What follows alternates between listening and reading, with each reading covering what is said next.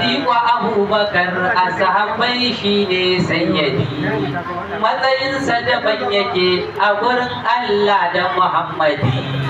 Ya samu tagomashi halara ta yi masa tanadi, a mahabbar shugaba duniya ba ta haifi kamarsa ba.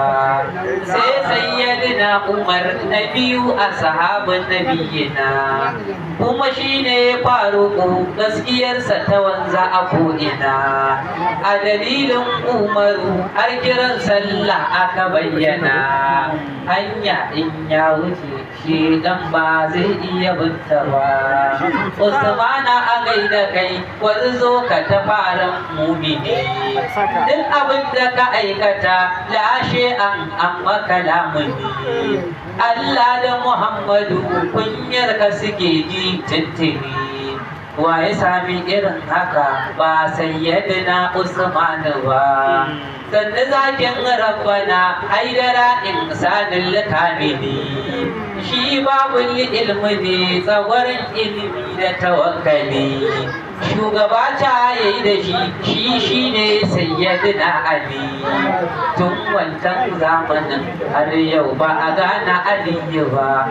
Mai daraja Rasulullah na khairul wara, gani na zo gare ka ina yin bara.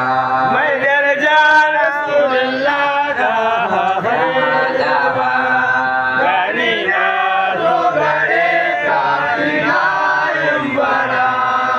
salati ga manzo mijin Aisha Mustafa, wanda ya hana aikin Aisha. Rasulullah Mustafa ya hana yin alfasha, tsarkaka jan Allah daha mai kausara.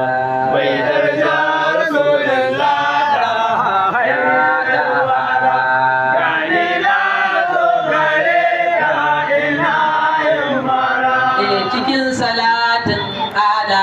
annabi na sanyo su har da sahabban manzan Allah dukkanin su. A sawaliyai maula ya shewa kul abbasu, shakjilani in ya subar hama sirrin faira.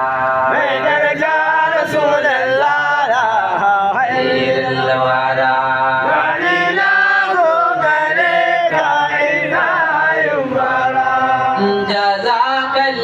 khairan abul anwaru. Shak Aliyu Harazmiyu mai asraru, kai ne haske na zaki baban Nasuru.